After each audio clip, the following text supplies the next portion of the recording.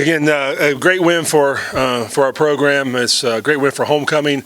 Did a lot of good things in the first half. We got beat the second half. I think it was 21-3 in the second half. But we had 5 turnovers on defense, which was huge for us. Didn't turn the ball over on offense. We ran for the ball for 200-some yards, 2 for 200-some yards, and it was a great team win. The second half didn't come out like we wanted it to, but we're bowl eligible for the 7th straight year, and every game's a championship game for us from here on out. Our players were locked in this week at practice.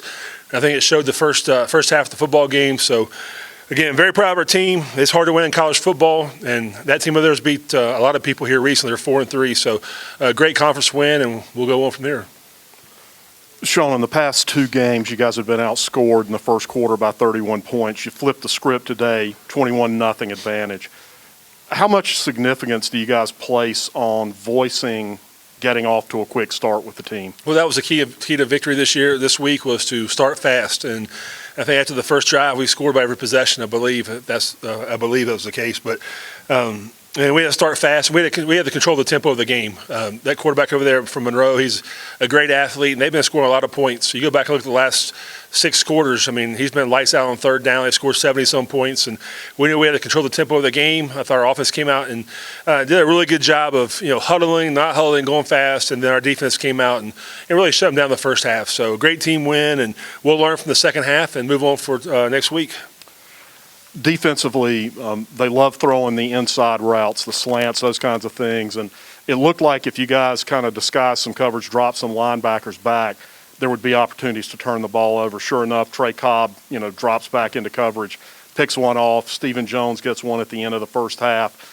Talk a little bit about what the defense was doing today that was so successful and just totally disrupting that offense in the first half. The defensive staff did a great job with a great game plan. There were some indicators of when they were throwing that bang gate on the backside. And, probably the biggest thing is our defensive line got some rush today and made them throw the football. And our linebackers were holding their gaps, reading their keys. And when that look came up, they went to look for the bang gate, and he was there for a pick. And that was a big momentum swing for our team. Again, 2 picks, a pick 6 for a touchdown from Stephen Jones. And the game kind of got out of hand there right before the first half was over.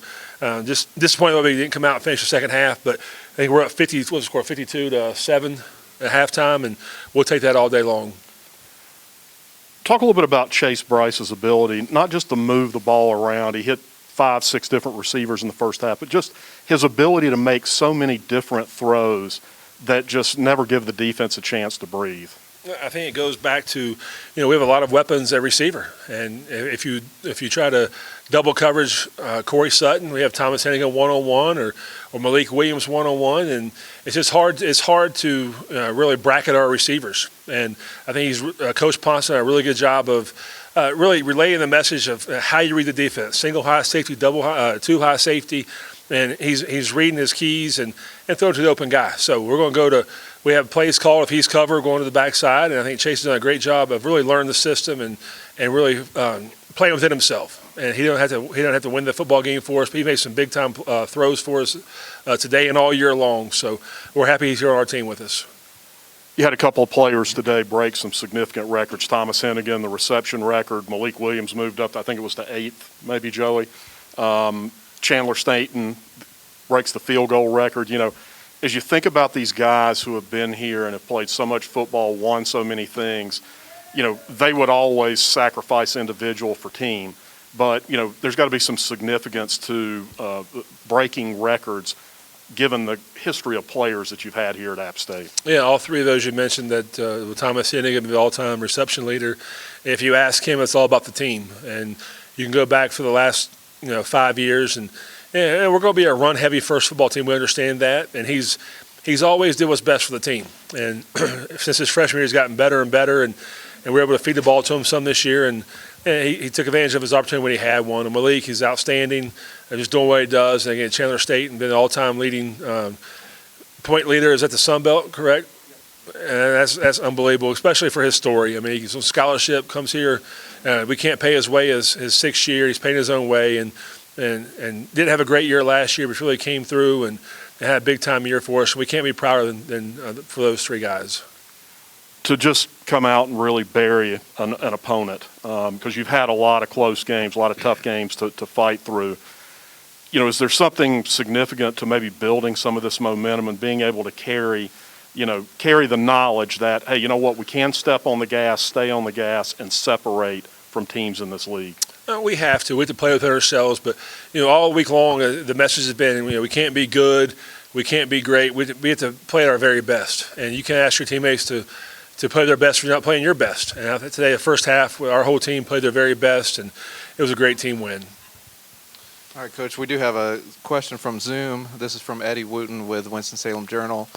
Going into these final 4 regular season games, what's your team doing the best at this point, and what are you most concerned about with the league schedule coming up? Well, probably the thing we're doing the best is we're being consistent. And you have to be consistent in this league. You can't have ups and downs. Every week you can win or lose to any opponent you play. And I think today the key was turnovers for us. We have a 1-0 mentality that we've carried on week by week, and I think you guys understand the significance of each game, that each game is a championship game, and I think we proved today that we can play at that level, and I'll be anxious to come to work tomorrow and watch them practice. We have a very good Arkansas State. We're going there, and Coach Jones has done a great job with those guys. Their record doesn't show it, but they can score a lot of points, and they're getting better on defense. So we have our work cut out for us, but again, it's a 1-0 mentality. Next week's a championship game in Jonesboro. All right, do we have any more questions for Coach? We do. Yep.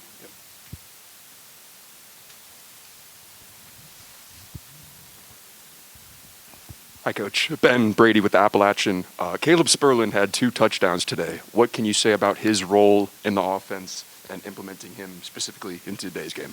This happened last year with COVID that we had to have a fullback, and we had a bunch of tight ends out at the time, and we brought him over. And he's such a smart football player that we practice 3 plays once a week with him, and he just happens he's so short nobody can see him, so we're fortunate to just throw him a little ball in the flat, and he sneaks out there and catches a touchdown. Everybody loves him. So really happy for Caleb because he is a true Mountaineer. The kid walked on here, earned a scholarship.